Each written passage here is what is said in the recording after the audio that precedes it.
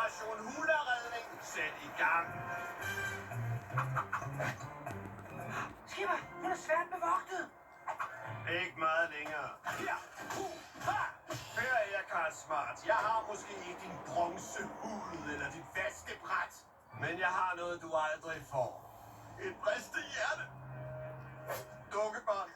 Jeg skulle miste dig, før jeg blev klar over, hvor vigtig du er i mit liv. Lad mig nu tale ud. Jeg har altid ment, at Valentinsdag bare var en overfladisk mærkedag for dingser, dukse og svæklinge.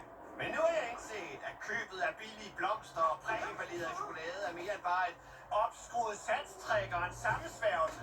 Det er også bare en rar ting at gøre. Nu igen!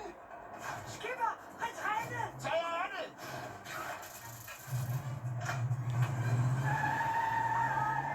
Lille hula-pige, jeg bønfalder dig. Vil du tage mig tilbage? Er det et ja eller et nej?